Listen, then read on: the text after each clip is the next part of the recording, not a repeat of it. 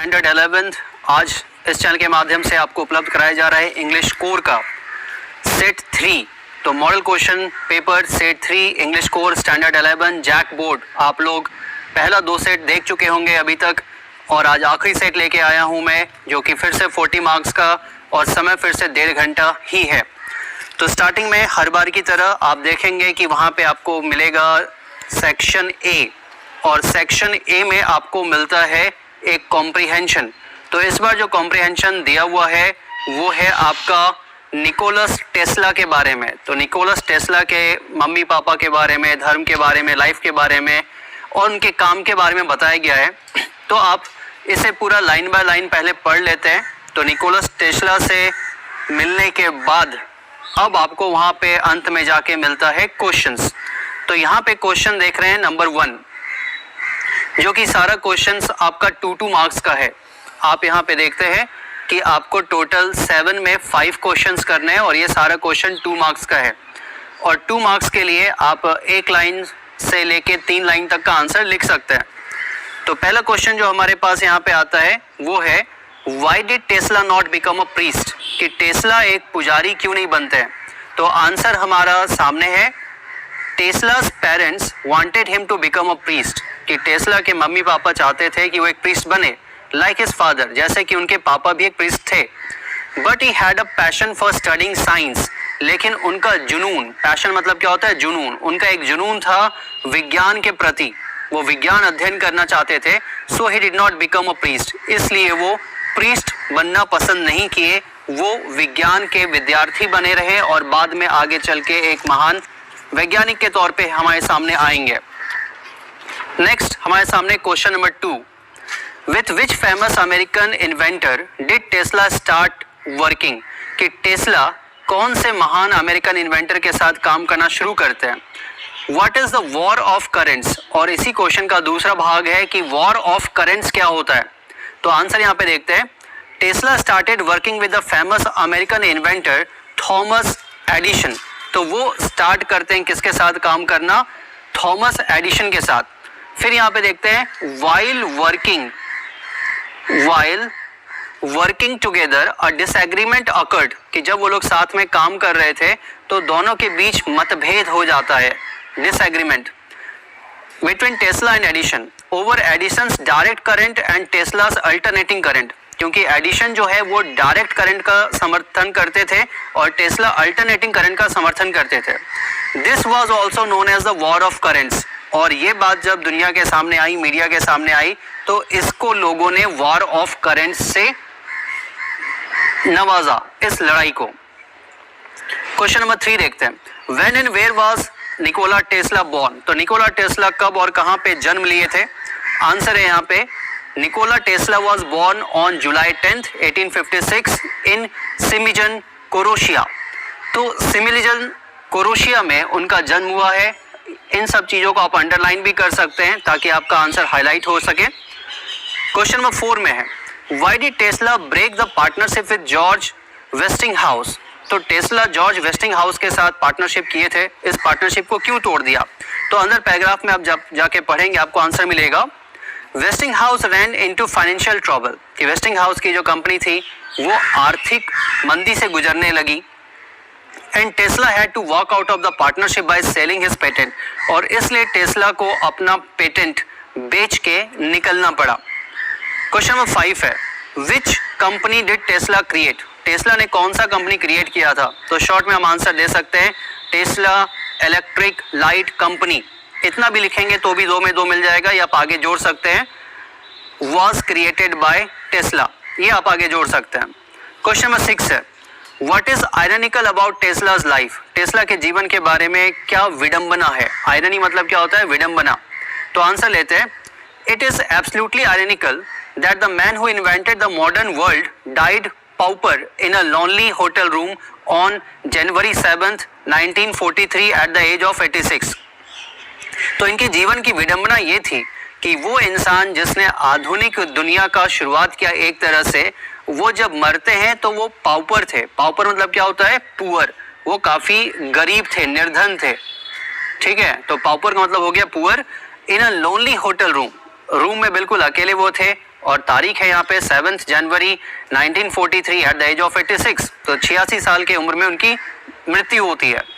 Next है which word means the same age difference of opinion. तो किस शब्द का अर्थ होता है डिफरेंस ऑफ ओपिनियन। तो ऐसा कोई भी सिनोनिम या एंटोनिम मतलब समानार्थक शब्द या विपरीतार्थक शब्द पूछ सकता है आपसे। तो यहाँ पे सिनोनिम पूछा गया डिफरेंस ऑफ ओपिनियन का क्या मतलब है, तो आंसर होगा यहाँ पे डिसएग्रीमेंट। ठीक है, तो ये डिसएग्रीमेंट आपका आंसर लिखते ही आपको 2 नंबर मिल जाते हैं। तो इस तरह से हमने खत्म किया सेक्शन ए। अब आते हैं हम लोग सीधा सेक्शन बी पे। तो सेक्शन बी हमें पता है राइटिंग सेक्शन है। यहाँ पे आपको 2 क्वेश्चन करना है और दोनों क्वेश्चन 5-5 मार्क्स का है। टोटल आपको 3 क्वेश्चंस मिलेंगे, लेकिन 3 में आपको करना है सिर्फ 2 क्वेश्चंस और दोनों क्वेश्चंस का वैल्यू है 5 मार्क्स। तो फर्स्ट क्वेश्चन हम लोग यहाँ पे देखते हैं। You are Nidhi/Sohan. You are extremely saddened seeing how people are cruel on stray dogs. तो आप निधि हैं या सोहन हैं और आपको इस बात का बहुत दुख है ये देख के कि लोग जो है एस्ट्रे डॉग्स, एस्ट्रे मतलब क्या होता है आवारा, तो जो आवारा कुत्ते होते हैं जो रोड पे हमें भटकते हुए दिखते हैं वो काफ़ी निर्दयता का शिकार होते हैं मनुष्य के द्वारा। Write a letter to the editor of Hindustan Times. और आपको कहा गया है कि हिंदुस्तान टाइम्स अखबार के संपादक को आप एक लेटर लिखें जो कि रांची में है। Spreading awareness about our responsibility towards the homeless stray dogs. और हम लोग एक अवेयरनेस मतलब क्या होता है जागरूकता क्रिएट करें कि हम रिस्पॉन्सिबिलिटी दिखाएं। रिस्पॉन्सिबिलिटी मतलब क्या होता है बताइए। और इसके साथ आगे देखते हैं किसके प्रति हमें रिस्पॉन्सिबिलिटी दिखाना है, होमलेस एस्ट्रे डॉग्स। तो वो सारे डॉग्स जिनका अपना घर नहीं है जो रोड पे आवारा घूमते हैं उनके प्रति हमारी रिस्पॉन्सिबिलिटी अर्थात जिम्मेवारी क्या है उसके प्रति हमें अवेयरनेस मतलब कि जागरूकता लाना है। तो आंसर देखते हैं। स्टार्टिंग में जैसा हमें पता है कि 1, 2 या 3 लाइन में हम लोग वहाँ पे एड्रेस दिखाते हैं। किसका एड्रेस होता है स्टार्टिंग में, तो वहाँ पे एड्रेस होता है सेंडर्स। तो ये आप हमेशा ध्यान रखेंगे कि शुरुआत में हम सेंडर्स एड्रेस यहाँ पे रखते हैं। उसके बाद तारीख देते हैं, डेट इसी पैटर्न में पहले महीने का नाम फिर तारीख फिर वर्ष वहाँ पे डालते हैं, कॉमा बीच में रहेगा। उसके बाद रिसीवर्स एड्रेस। तो रिसीवर्स यहाँ पे कौन है, एडिटर है। तो सारे ही फॉर्मल लेटर में हम इसी फॉर्मेट पे चलते हैं, ऊपर सेंडर्स एड्रेस और नीचे रिसीवर्स एड्रेस डाल देते हैं। तो रिसीवर यहाँ पे कौन है, हमारे संपादक the editor the Hindustan times Ranchi. उसके बाद हम डालते हैं सब्जेक्ट विषय। तो विषय क्या है, regarding the cruelty on ashtray dogs. तो विषय जितना छोटा है उतना बेहतर है। रिगार्डिंग का मतलब है के संबंध में। तो किस चीज के संबंध में लिख रहे हैं, क्रूएलिटी ऑन एस्ट्रे डॉग्स, कि जो आवारा कुत्ते हैं उनके ऊपर कितना हम लोग निर्दयता दिखाते हैं। अब यहाँ पे हम लोग सर या मैडम लिखेंगे और लेटर लिखना स्टार्ट करते हैं। तो पहला लाइन यहाँ पे जो मेरा पेटेंट लाइन है, मैं अक्सर बताता हूँ लिखता हूँ, my pain urges me to express my feelings. मेरा जो दर्द है वो मुझे बाध्य कर रहा है कि मैं अपनी भावनाओं को व्यक्त करूँ। For the innocent stray dogs, और मेरी भावनाएं हैं इन आवारे कुत्तों के लिए।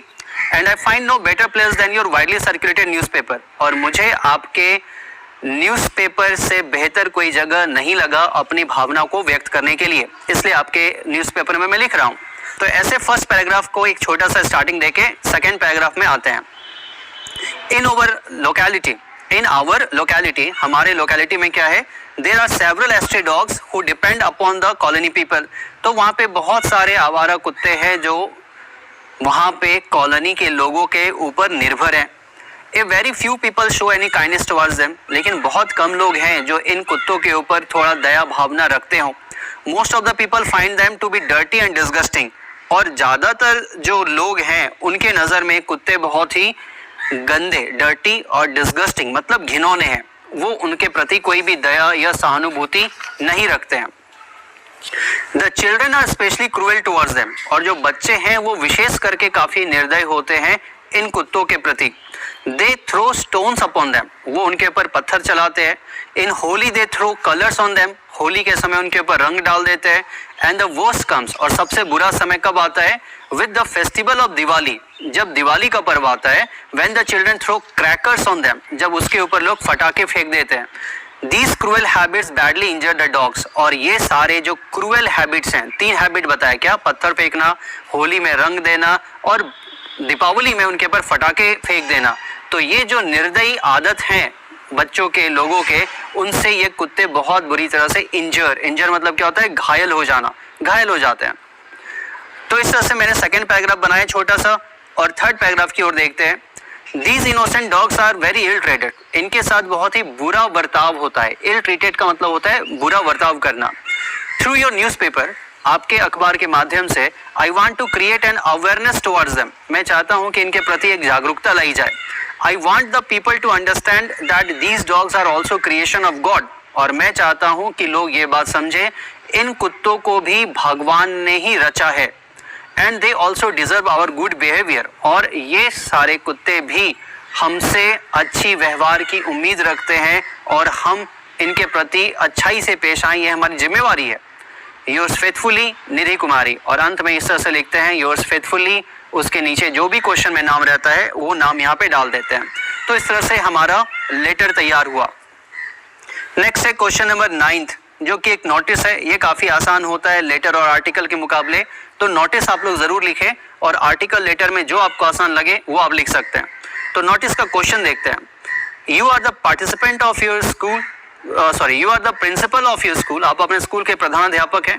Right a notice informing the students about the कोविड-19 vaccination camp for children that is scheduled to be held on Monday in your school. तो आपको अपने बच्चों को ये इन्फॉर्म करना है, जानकारी देनी है कि कोविड-19 का एक वैक्सीनेशन कैंप जो है लगाया जाएगा आपके स्कूल में अगले सोमवार को, और बच्चों को ये इन्फॉर्म आपको करना है। तो किस तरह से ये नोटिस तैयार करते देखते हैं। तो अलग अलग बुक में अलग फॉर्मेट मिलेगा, लेकिन मैं आपको बता रहा हूँ एक स्टैंडर्ड फॉर्मेट जिसको मान्यता प्राप्त है बोर्ड से।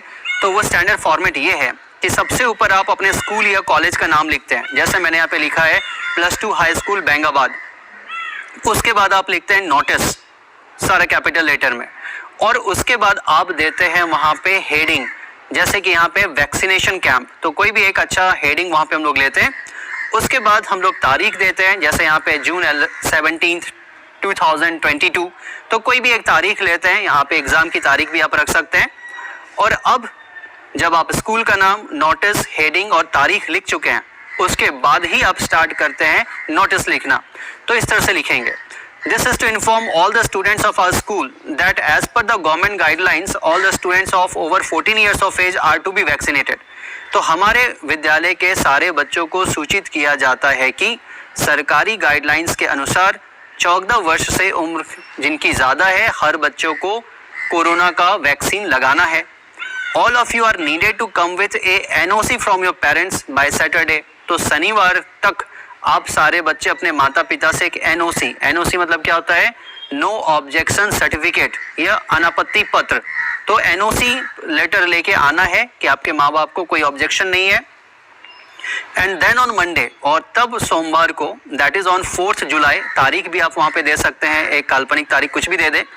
One can participate in the vaccination drive, तभी आप इस वैक्सीनेशन ड्राइव में शामिल होंगे।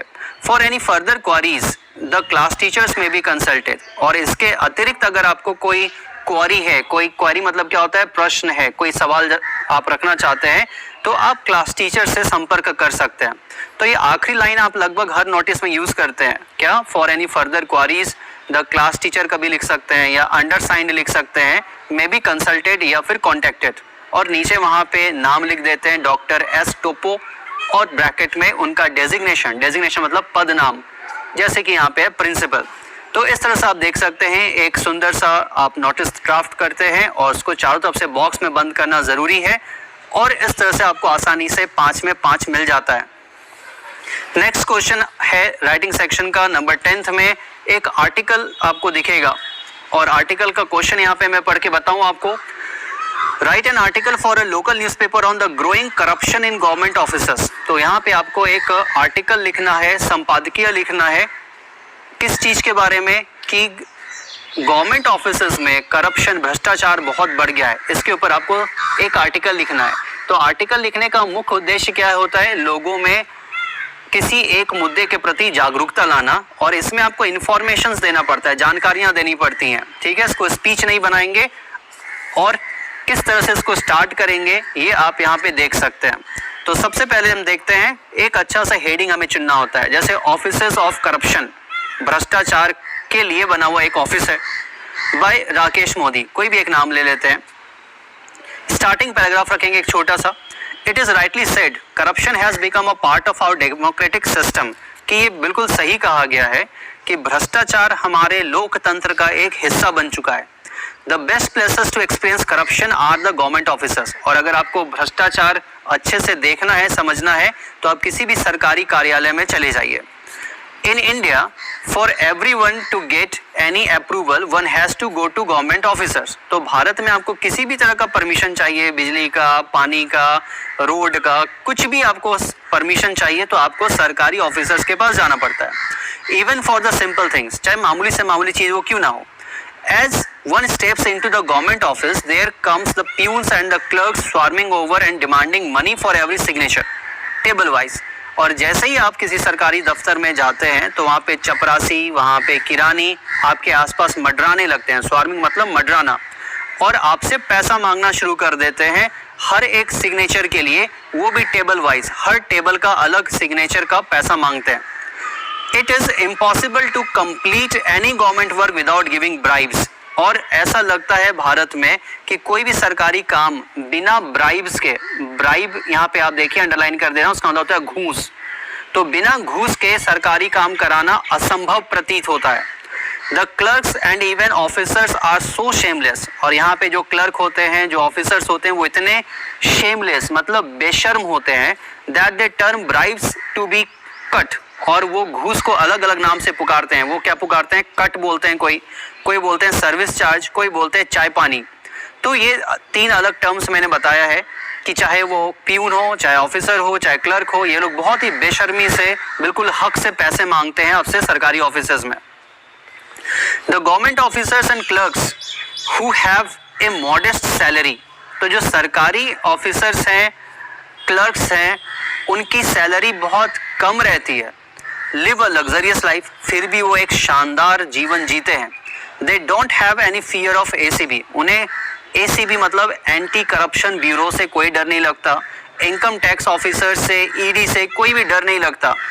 Because they can manage everyone, क्योंकि उनमें ये आत्मविश्वास है कि जो भी आएगा उसको हम लोग मैनेज कर सकते हैं by giving a share of their bribe, कि अपने घूस का एक हिस्सा उनको दे देंगे और उनका काम बन जाएगा।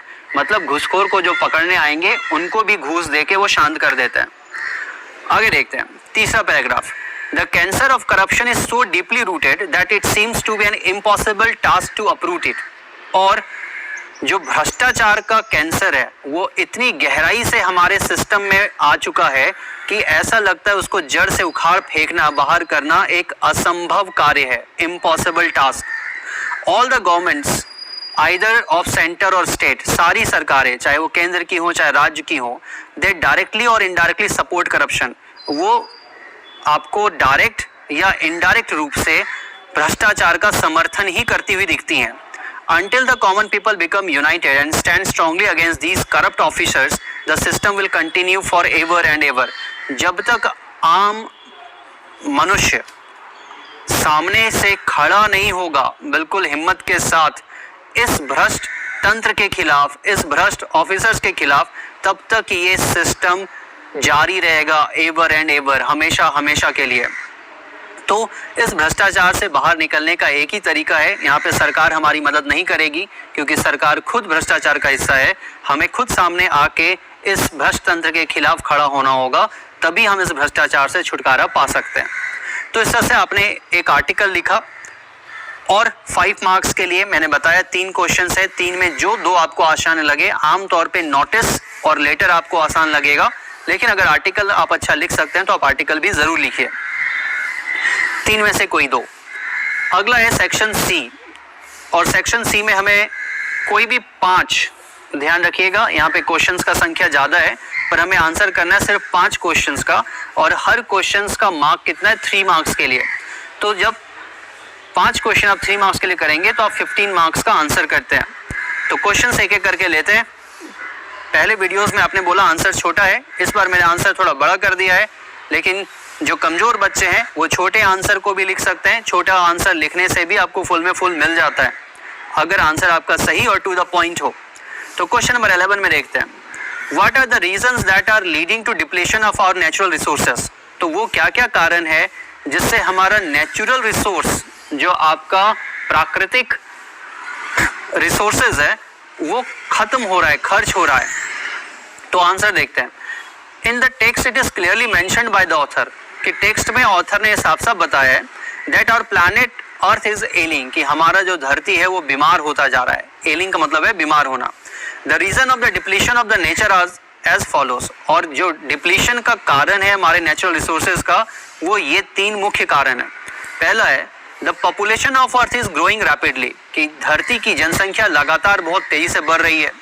दूसरा है forest are being cut down, जो जंगल है उनको बहुत तेजी से काटा जा रहा है। तीसरा है the cruelty of human beings against animals, कि इंसान जो है जानवरों का बहुत शिकार कर रहे हैं, चाहे शेर बाघ हो, हाथी हो, गेंडा हो, किसी को नहीं छोड़ रहे हैं, मछली हो, सबको मार रहे हैं। तो इसलिए हमारे जो नेचुरल रिसोर्सेज है, हमारी जो प्राकृतिक संपदा है, वो लगातार क्षय होती जा रही है। तो ये 3 पॉइंट मैंने बना दिया है, ये 3 पॉइंट आप लिखिए और 3 नंबर हुआ आपका। नेक्स्ट है question number 12, why does Taplow say that Mr Crocker Harris is hardly human. क्यों टैप्लो ऐसा कहता है कि क्रॉकर हैरिस जो उनके टीचर हैं वो तो इंसान है ही नहीं। आंसर देखते हैं। In the story we find Taplow was very critical against Mr Crocker Harris. तो कहानी में हम लोग देखते हैं टैप्लो जो है बहुत निंदा करता है किसका, क्रॉकर हैरिस का। In his anger against his teacher, वो अपने क्रोध में शिक्षक के खिलाफ क्या कहता है, he calls that Mr Crocker Harris was hardly human. तो वो क्रोध में कहता है कि मिस्टर क्रॉकर हैरिस तो इंसान है ही नहीं। It was because the teacher did not pay any attention to the feelings of students, क्योंकि जो टीचर है वो विद्यार्थियों के भावना के प्रति बिल्कुल ध्यान नहीं देते। All he cared was about the school discipline, उनका सिर्फ एक ही चीज़ पे ध्यान था, विद्यालय के अनुशासन पे। तो बच्चा फेल हुआ है या पास हुआ है वो रिजल्ट जल्दी नहीं बताते थे, वो अपने स्कूल का जो नियम बना हुआ है उस नियम का बहुत ही सख्ती से पालन करते थे। इसलिए ये बच्चा गुस्से में कहता है कि वो तो इंसान है ही नहीं, हार्डली अ ह्यूमन। नेक्स्ट आते हैं क्वेश्चन नंबर 13 में, what is a Tibetan mastiff, why was the narrator fascinated by the awesome Tibetan mastiff. एक तिबेटन मैस्टिफ क्या होता है और वो क्यों उसे आकर्षित हो जाते हैं। आंसर है Tibetan mastiff is a large species of dog, कि तिबेटन मैस्टिफ एक बहुत ही विशाल प्रजाति है कुत्ते का। When the author sees the Tibetan Mastiff, तो जब वो गाड़ी से जा रहे थे सिल्क रोड के थ्रू माउंट कैलाश की ओर, तो उन्हें रास्ते में एक जगह तिबेटन मैस्टिफ दिखता है। He feels fascinated, और उसे देख के वो काफी आकर्षक फील करते हैं। It was because he was the dog which was very large and powerful, क्योंकि वो जो कुत्ता था वो बहुत ही बड़ा और बहुत ही ताकतवर था।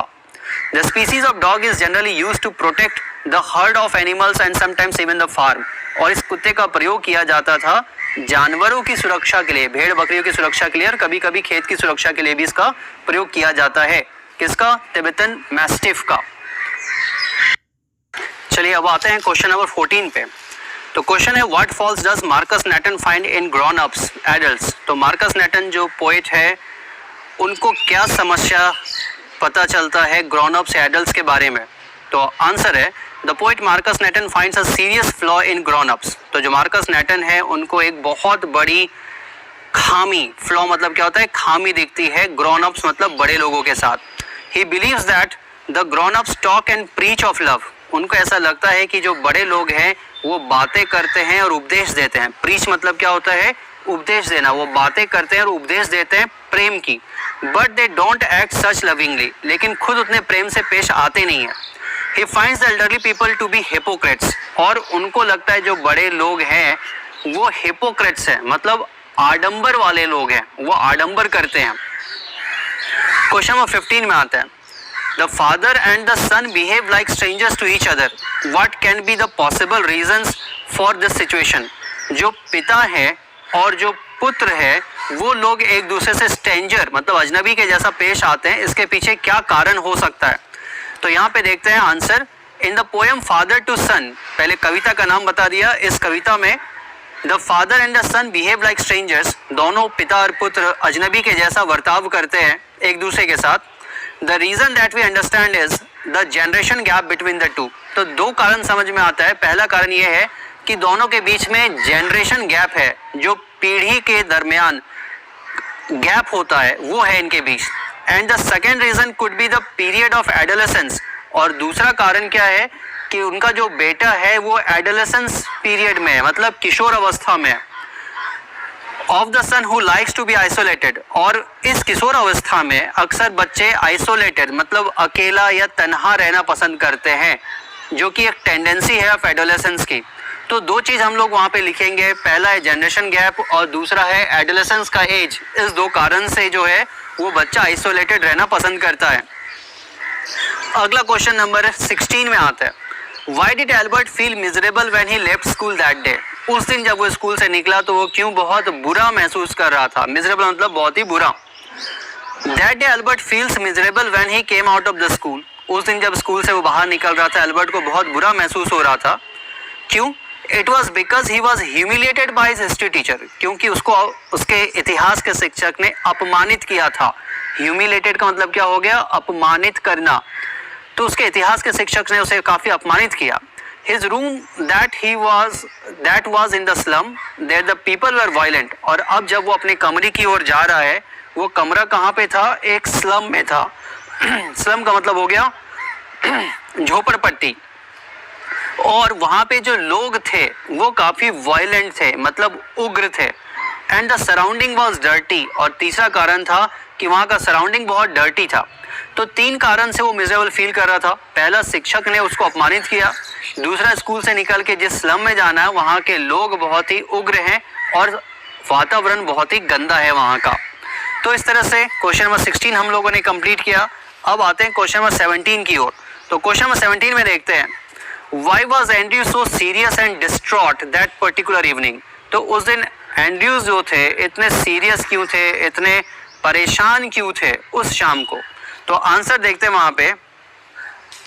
Andrews was so serious and distraught that particular evening. उस शाम एंड्रयूज बहुत ही परेशान थे, बहुत ही संशय में थे. क्यों? बिकॉज फर्स्ट ऑफ ऑल, सबसे पहले, he was puzzled about his relationship with his beloved. कि उसे अपनी प्रेमिका के साथ जो संबंध था उसमें वो बहुत ही पजल्ड थे, मतलब समझ में नहीं आ रहा था क्या करे क्या नहीं करे. He had doubt over the institution of marriage. उनको शादी पे ही संदेह हो रहा था. उनके हिसाब से शादी सक्सेसफुल जल्दी होता नहीं है. He was thinking about all the failed marriages. वो उन सारे शादियों के बारे में सोच रहे थे जो उनके दोस्त और रिश्तेदार के बीच हुआ था, अलग अलग लोगों का, जो फेल हो गया था, सफल नहीं रहा था शादी. Moreover, he understood that the child of Joe Morgan will be delivered late in the night. इतना ही नहीं, वो ये भी जान रहे थे कि जो मॉर्गन का जो बच्चा होने वाला है उसकी डिलीवरी होते होते बहुत रात हो जानी है. He had to be awake all night. और उसे पूरा रात जगना पड़ेगा. तो इस कारण से डॉक्टर एंड्रयूज जो है बहुत सीरियस थे और बहुत ही डिस्ट्रॉट थे. तो दो कारण, उनकी प्रेमिका के साथ उनका संबंध अच्छा नहीं चल रहा था. दूसरा, शादी के ऊपर उनको बहुत ज़्यादा भरोसा नहीं था. और तीसरा, आज उन्हें रात भर जगना था क्योंकि बच्चा जन्म लेने में काफ़ी लेट होने वाला था, ये उसको समझ में आ रहा था. तो आपने सारा शॉर्ट आंसर्स देख लिया. अब अंतिम में आते हैं सेक्शन डी, जहाँ पे आपको लॉन्ग क्वेश्चन है.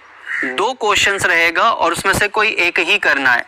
तो 5 मार्क्स का 1 क्वेश्चन, टोटल बन गया 5 मार्क्स. तो 2 ऑप्शंस में से एक जो आपको आसान लगेगा उसको चूज करेंगे. पर आपकी मदद के लिए मैंने यहाँ पे दोनों ही ऑप्शंस का आंसर कर दिया है, क्योंकि एग्जाम में मॉडल सेट से कोई भी क्वेश्चन उठा सकता है. तो क्वेश्चन है पहला, who was Andrew's girlfriend, why was he skeptical about relationships. तो एंड्रयूज की गर्लफ्रेंड कौन थी और वो इतना स्केप्टिकल क्यों था? स्केप्टिकल का मतलब क्या होता है? संशय में रहना, डाउटफुल रहना रिलेशनशिप्स के बारे में. तो इसका जो अभी शॉर्ट आंसर हम लोग किए, लगभग वही आंसर यहाँ पे भी है. सेम क्वेश्चन है, एक शॉर्ट में था एक लॉन्ग में है. तो लॉन्ग आंसर में देखते हैं. While Dr. Andrew was waiting for the right time to deliver the baby, he was lost in the thought of his personal life. तो जब डॉक्टर एंड्रयूज इंतजार कर रहा था बच्चे का जन्म के सही समय का, मतलब अभी लेट था, वो बैठा बैठा खाली अपने पर्सनल या फिर व्यक्तिगत जीवन के बारे में सोच रहे थे. लव अफेयर एंड मैरिज, शादी के बारे में और प्रेम के बारे में वो सोच रहे थे। He loved a girl named Christine. तो यहाँ पे क्वेश्चन में नाम पूछा गया है कि उस लड़की का क्या नाम था, तो नाम यहाँ पे आप बता देंगे, अंडरलाइन भी कर देंगे कि उस लड़की का नाम था Christine. He could see her eyes shining towards him. और वो बंद आंखों से यहाँ पे अपनी प्रेमिका की आंखें देख पा रहा है, उसकी आंखों में चमक है।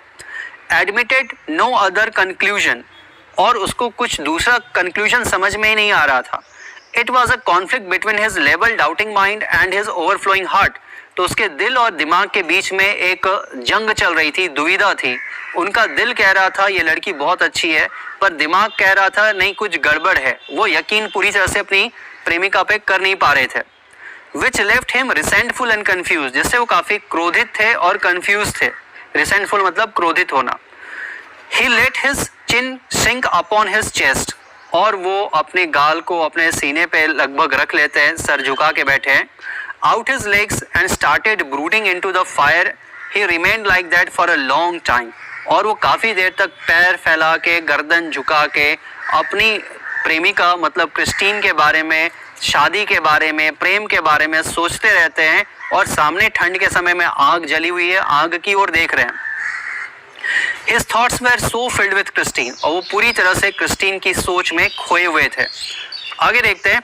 Andrew wish to consider marriage as an idealistic state. Andrews को लगता है कि शादी एक बेकार चीज है। His wish did not materialize in the real life. और उनकी जो इच्छा थी वो रियल लाइफ में पूरी होती दिख नहीं रही थी। In his friendly circle, he had so many examples of failed married lives. और उनका जो दोस्तों का, रिश्तेदारों का जो सर्कल था, उसमें बहुत सारे लोगों का रिश्ता, शादी विफल रहा था। In his personal life also his affair had failed. और उनके पर्सनल जीवन में भी उसका जो प्रेम है वो असफल रह चुका है। And could not reach even to the border of marriage. और वो शादी के दहलीज तक पहुंच नहीं पाए। This made him skeptical about relationships. और इस कारण से वो संबंध बनाने के प्रति थोड़े दुविधा में थे, संशय में थे। तो skeptical मतलब मैंने आपको बताया दुविधा में रहना या संशय में रहना। तो यहाँ पे आपने पूरा आंसर देखा कि एंड्रयूज की गर्लफ्रेंड का नाम क्रिस्टीन है और वो स्केप्टिकल क्यों थे। फिर से शॉर्ट में आपको बता दे, पहला कि उनको अपनी गर्लफ्रेंड पे थोड़ा डाउट था, उनका दिमाग कह रहा था कुछ गड़बड़ है, दिल भले ही कह रहा था नहीं वो अच्छी है। दूसरा चीज, उनके दोस्तों में, उनके रिश्तेदारों में बहुत सारे लोगों का शादी फेल हो गया था, असफल रहा था, इसलिए वो समझ में नहीं ला पा रहे थे कि आखिरकार वो क्रिस्टीन के साथ रिश्ता आगे बढ़ाएं या खत्म करें। फर्दर और आखिरी क्वेश्चन है question 19। What is a green movement, what are its aims. Green movement क्या है और इसका लक्ष्य क्या है। तो आंसर देखते हैं हम लोग। द एलिंग प्लैनेट चैप्टर से लिया गया है, long question. Green movement is a movement initiated by New Zealand along with other countries. तो ग्रीन मूवमेंट एक ऐसा क्रांति था जिसको शुरुआत किया था न्यूजीलैंड ने और उनके साथ बाकी बहुत सारे देश जुड़ते चले गए। The purpose of this movement is to protect our planet earth. और इसका मुख्य उद्देश्य था कि इस धरती को बचाया जा सके। The aim of the movement is broadly to maintain the ecological balance all around the world. तो इसका जो सबसे मुख्य एम है, लक्ष्य है ग्रीन मूवमेंट का, कि पूरी धरती का इकोलॉजिकल बैलेंस को बचा के रखा जाए। Here it is believed that the entire planet is a living being. और यहाँ पे ऐसा माना जाता है कि पूरा का पूरा धरती एक विशालकाय जीव है, एक जंतु है, and which is getting diseased because of human beings. और ये धीरे धीरे बीमार होता जा रहा है इंसान के कारण। They try to create an awareness among the people. और ग्रीन मूवमेंट से जो लोग जुड़े हुए हैं वो क्या करते हैं, वो एक अवेयरनेस मतलब कि जागरूकता लाने की कोशिश करते हैं लोगों के बीच, that we all should try to keep our planet healthy. और जागरूकता किस चीज़ के बारे में ला रहे हैं कि हम सबको मिलके हमारे अपने ग्रह को, धरती को स्वस्थ रखना चाहिए। कैसे रखेंगे?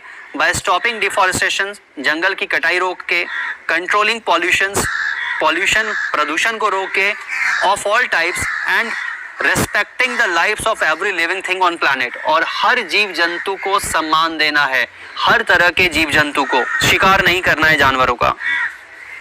The people need to understand that instead of running a blind race of development, we should focus upon sustainable development. और हर इंसान को ये समझना चाहिए, हर देश को ये समझना चाहिए कि हम लोग अंधों के जैसा विकास की दौड़ में दौड़ते चले जा रहे हैं. इस दौड़ से हमें लाभ नहीं होगा. हमें फोकस करना चाहिए किस पे? सस्टेनेबल डेवलपमेंट पे. तो सस्टेनेबल डेवलपमेंट आपको और सेट में मिल गया होगा, उसको आप देख लीजिएगा ये किस तरह का विकास है, वहाँ पे मैंने बताया है. The green movement want us to understand the need to use the alternate source of energy. और green movement हमें ये भी सिखाता है कि सिर्फ हम लोग जीवाश्म या जैविक ईंधन पे निर्भर ना रहें, हम लोग अल्टरनेट सोर्स, जो दूसरा भी सोर्स है एनर्जी का, उसको भी अपने दिनचर्या में ऐड करें अदर देन फॉसिल फ्यूल्स. तो सिर्फ फॉसिल फ्यूल्स पे नहीं, और भी जो ईंधन है उस पर भी ध्यान दें, विच क्रिएट पॉल्यूशन. तो फॉसिल फ्यूल्स जो है, इसको जलने से काफ़ी कार्बन होता है, हमें पता है, जिससे हमारा धरती गर्म होता जा रहा है. Overall the aim of green movement is to make our planet green and beautiful. सब मिला जुला के जो ग्रीन मूवमेंट है उसका एक ही लक्ष्य है कि हम अपने धरती को हरा और खूबसूरत बना सकें. तो फिर से शॉर्ट में बता दें, ग्रीन मूवमेंट जो है न्यूजीलैंड के द्वारा स्टार्ट किया गया. इसमें और भी देश जुड़ते चले गए और इसका उद्देश्य है कि हम हर तरह से पॉल्यूशन को कम कर सके, जंगल की कटाई को कम कर सके और अपनी धरती को हरा भरा और खूबसूरत बना सके. तो इस तरह से इस सेट को हम लोगों ने कंप्लीट किया और मुझे पूरा उम्मीद है कि जब आप तीनों सेट प्रैक्टिस कर चुके होंगे इस चैनल के माध्यम से, तो 70 से 80% क्वेश्चंस आपका यहाँ से आसानी से मिल जाएगा और किस्मत अच्छा रहा तो 100% भी क्वेश्चंस यहीं से मिल जाएगा. तो इसके साथ ही थर्ड सेट को कंप्लीट करते हैं. आप लोग बहुत मन लगा के पढ़िए, सारा क्वेश्चंस को अपने फेयर कॉपी में लिख लीजिए, दोस्तों के साथ इस वीडियो को शेयर करिए और अगर आप कुछ अपना फीलिंग शेयर कर सकते हैं तो कमेंट में आप अपना फीलिंग्स भी हमें बता सकते हैं. तो थैंक यू.